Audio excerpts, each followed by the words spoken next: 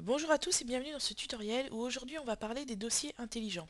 Donc un dossier intelligent en fait c'est, si vous avez compris le principe des listes intelligentes dans iTunes, c'est exactement la même chose sauf que là c'est vraiment dans le Finder. Donc je vais vous montrer un exemple. Donc on va faire fichier nouveau dossier intelligent. Donc on va avoir plusieurs choix à faire pour avoir le résultat voulu. Donc par exemple, vous voulez faire un dossier intelligent. Bon, je vais faire un dossier intelligent qui regroupe toutes les images s'appelant Rhino. On va faire comme ça. Donc on va dire que le type va être une image. Donc là, il va aller chercher toutes les images sur l'ordinateur. Donc là, il y a plus de 50 000 éléments. Donc ce qu'on va faire, on va approfondir en fait la recherche. Donc on va lui dire que le nom commence par ou contient Rhino. Voilà, donc on est arrivé à 500 éléments.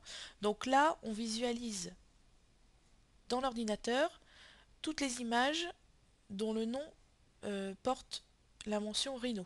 Donc vous voyez, tous les fichiers qui me servent à créer le site, etc., sont regroupés ici. Mais on aurait pu très bien dire que le type était en fait un PDF et que son nom contient Rhino également. Donc vous voyez les PDF où il y a Rhino dans le nom. On peut également dire que le type est quelconque. Donc là, il va nous sortir tout, c'est-à-dire même les dossiers qui s'appellent Rhino, les images, les PDF, les fichiers HTML, etc., etc. Donc c'est vrai que c'est mieux de définir précisément ce que vous voulez dans votre dossier intelligent pour affiner le résultat. Donc on va revenir sur Images, donc le nom contient, où on aurait pu... En fait, c'est vraiment énorme comme système de classement, vous pouvez tout détailler. Donc là, vous avez quelques options, mais vous pouvez faire autre. Et là, donc ça prend quelques secondes, vous allez voir, par exemple, tous les attributs de recherche que vous pouvez utiliser. Et il y en a quand même pas mal pour vraiment date de création, débit audio. Ça peut vraiment aller très très loin si vous voulez vraiment organiser votre ordinateur comme une petite, on va dire une petite usine. Il y a vraiment moyen de le faire. On va dire qu'il n'y a presque pas de limite en fait à la création de dossiers intelligents. Donc nous, on va rester sur le type d'image dont le nom contient Rhino.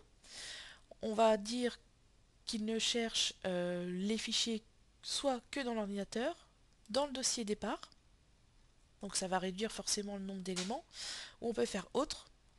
Donc vous voyez, bon, moi j'ai deux disques durs dans l'ordinateur, donc je peux lui dire qu'il cherche que dans Macintosh HD. Donc je décoche ça et je fais OK. Donc là, il me met volume Macintosh HD. Donc tout à l'heure, on avait 500 éléments et là, on est descendu à 256 éléments.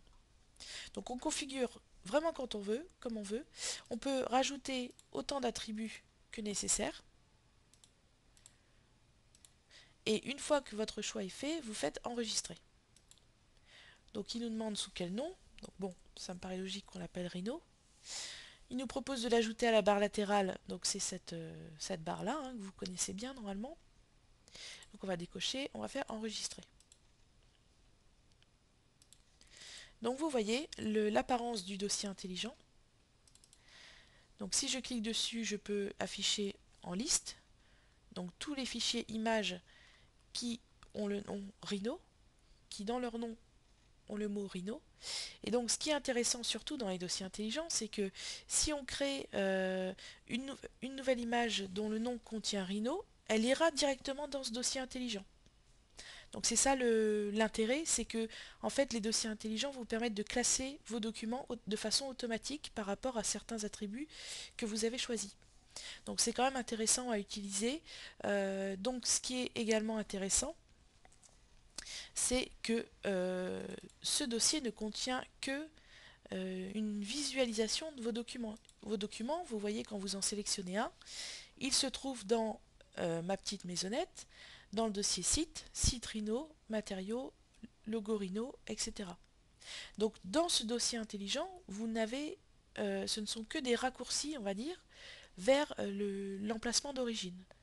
Donc si votre dossier intelligent ne vous sert plus, vous le jetez, vous videz la corbeille, et vous ne perdrez aucun élément puisque ce ne sont qu'une prévisualisation de ces documents. Voilà, donc j'espère que l'explication a été assez claire. Il faut vraiment fouiller pour vraiment personnaliser vos documents vos dossiers intelligents. C'est vraiment sympa comme façon de ranger ces dossiers. Et puis surtout, c'est que ça se met à jour tout seul. Vous n'avez plus à classer vos fichiers.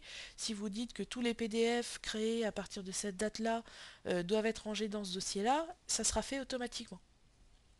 Voilà. Donc je vous souhaite une bonne continuation sur votre Mac.